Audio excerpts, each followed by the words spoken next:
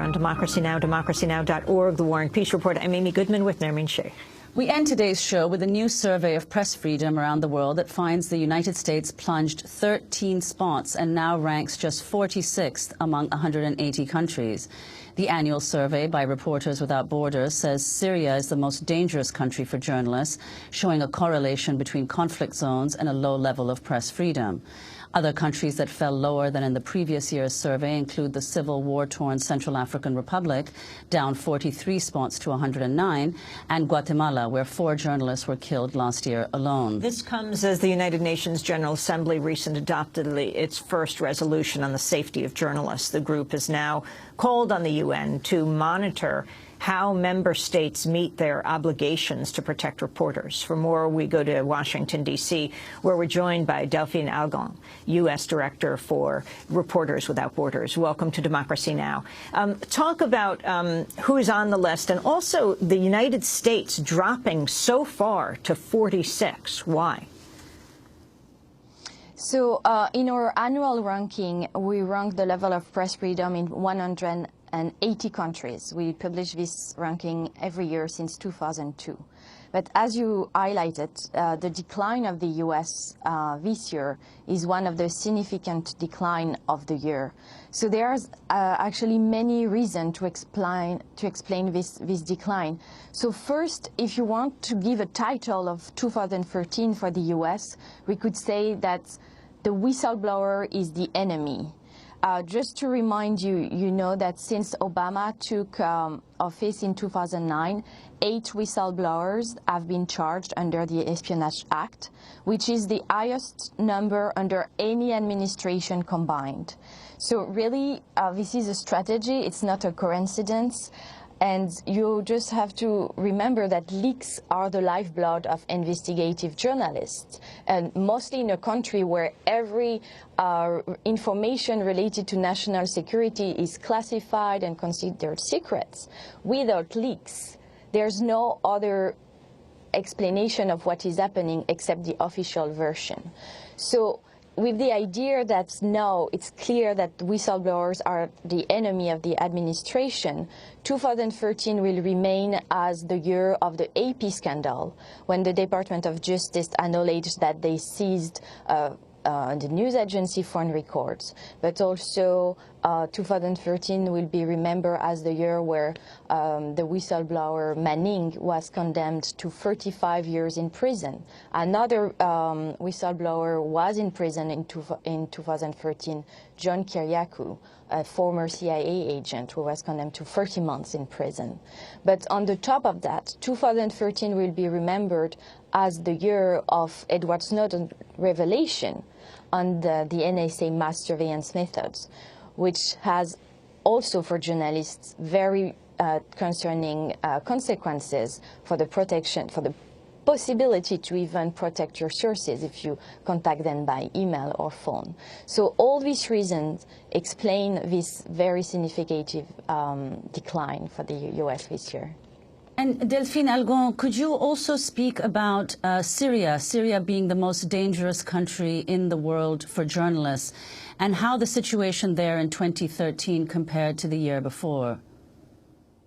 Yes. So since the conflict started in March 2011, Syria is the deadliest and most dangerous country for journalists. And it's even if the situation has been dramatic for years, we can observe that every day the situation is declining and declining, getting worse and worse. Just to give you numbers, but then I want to tell you some stories to get some perspective on what is happening. So since the conflict started in 2011, more than 130 news providers were killed in Syria, including 45 last year. Another dramatic number is that at least 16 foreign reporters are currently missing, detained, or kidnapped in Syria. Among them are 2 American reporters, amazing human being, great journalist, James Foley and Austin Tice. James Foley is a very experienced journalist who has been already reported in Libya, and he was kidnapped there. He's an amazing human being, always thinking to his colleagues.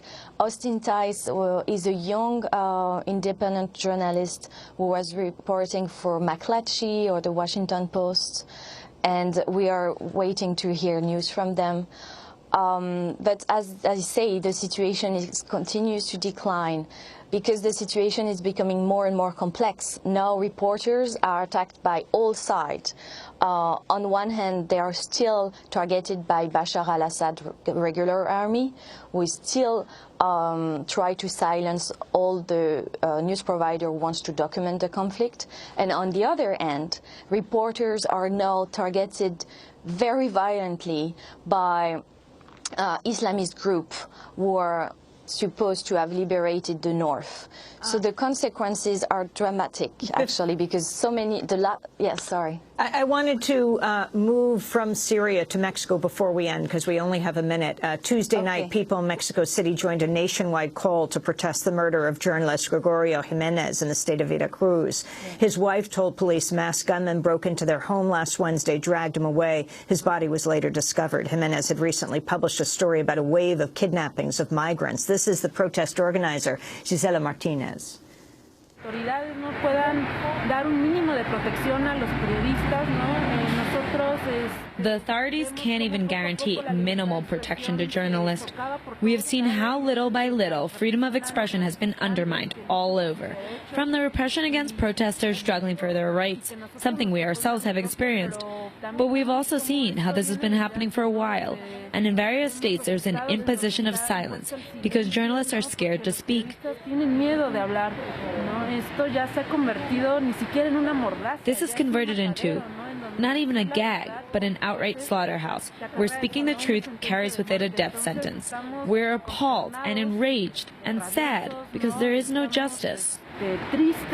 Special thanks to Andalusia Noel for that clip. At least a dozen journalists have been slain or gone missing there since 2010. Mexico ranked 152nd out of 180 countries in this year's index. Delphine, we just have 30 seconds if you can wrap that into the overall findings. So the situation in Mexico remained very concerning, but I just want to highlight that in the last year we observed a decrease of violence. The number of journalists killed has a little bit decreased, so it's a hope, I hope. But now, as your report pointed out, impunity stay a major concern. Almost all journalists who were killed stay completely unsolved, and nobody has been jailed for and be taken responsible. Well, we're going to link to the index. We thank you so much, Delphine Algon, the U.S. Director of Reporters Without Borders. That does it for a